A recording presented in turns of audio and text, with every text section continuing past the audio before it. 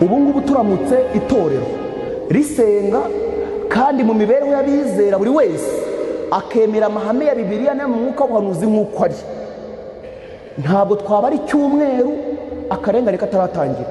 Kuko ikintu cya mbere byatangira mu rugo iwawe.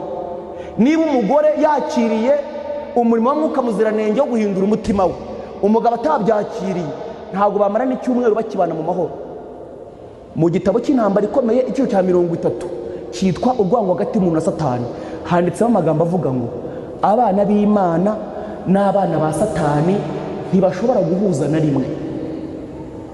Impamvu abantu babana, umwe avuga ko ari umukristo undi ari umupagani, impamvu abantu bajya mu mashyirahamwe y'abantu batizera kimwe ukabona babanye neza baranakorana, impamvu abantu uyu munsi ujya kubona ukabona bamaranye imyaka n'abantu batizera kandi bose bakahana inka bakagendera nta kibazo, ntabwo ari uko abapagani ari abana beza, ahubwo twebwe umwuka ubuzuye natwe niwe utuyobora uretse izina twitirirwa gusa.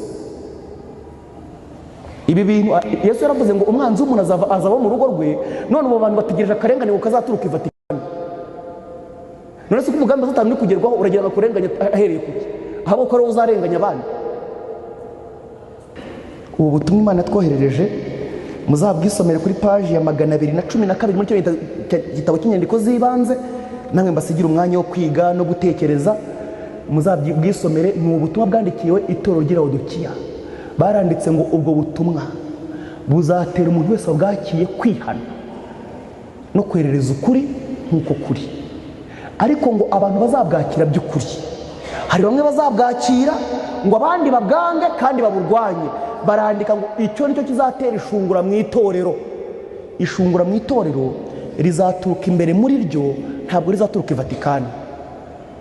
Bitewe n'uko umugabane umwe wagize itorero uzemera ukuri kubacyaha kandi kubaburira, bemere kumanika amaboko yabo, bemere ko ari abanyabyaha kandi bishyuza Imana amasezerano yabo ko kubwo igitambo cya Kristo Imana igomba kubabarira, kandi abo bantu Imana izababarira.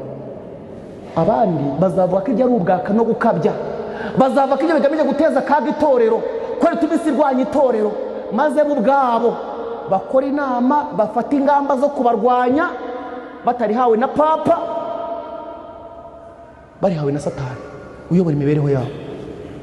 Maze bitewe n'uko aribyo Roma ishaka, ari cyo Papa bushaka, buzatanga inkunga yose, buzatanga imbaraga za leta, buzatanga amafaranga kugira ngo akarengane kagere ku rwego twakabwirijweho.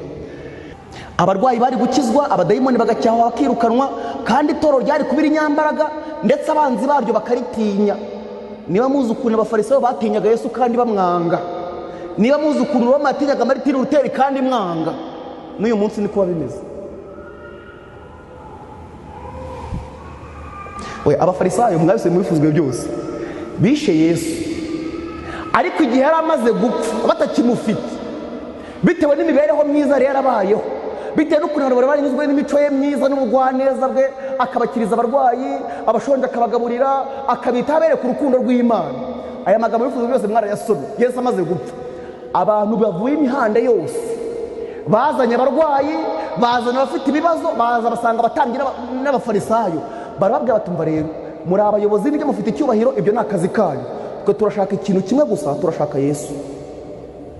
Oya, abafarisayo bikorera amaboko ku buryo kuba Yesu baramwishe byarabaremereye cyane. Baravuga batumva iyo tuza kumwihorera byibura tugomba tugahangana nawe, ariko abantu bo turabakizwa n'iki?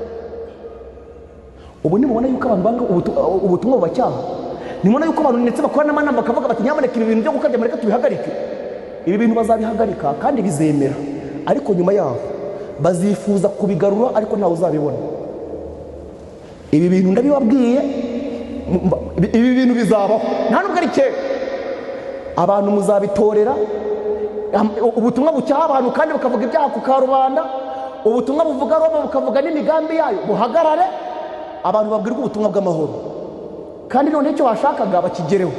Ariko ntabwo bizamara iminsi, abantu bazifuza ubutumwa bubacyaha, abantu bazifuza ubutumwa bubaburira, kandi ntabwo bazabubona. Nk'uko abafarisayo bifuje Yesu bica, bari barishe bakamushaka bakamubura. Oya, n'abasirikare bakabazanira raporo ivuga batumva haje marayika uvuye mu ijuru, bati ibintu byabaye ntabwo mwebwe mubizi. Oya, bagasanga n'umurambo ntawo bafite ngo byibura bawereka abantu. baramushaka baramubura. Ibi bintu twarabyize hano turi igitabo cy'intambara ikomeye.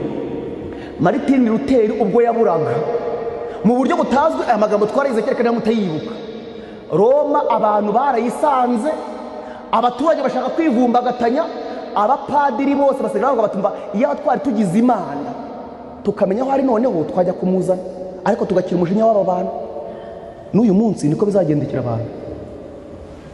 Ndarareka buri muntu wese kugira ngo afate icyemezo cye cya nyuma giheruka, cyane cyane ko nababwiye ikintu gikomeye muri iyi minsi. Abantu bari gufata ibyemezo batazigera bongera kugira amahirwe yo guhindura, bari guherera mu ruhande batazigera bongera kugira amahirwe yo kuvamo,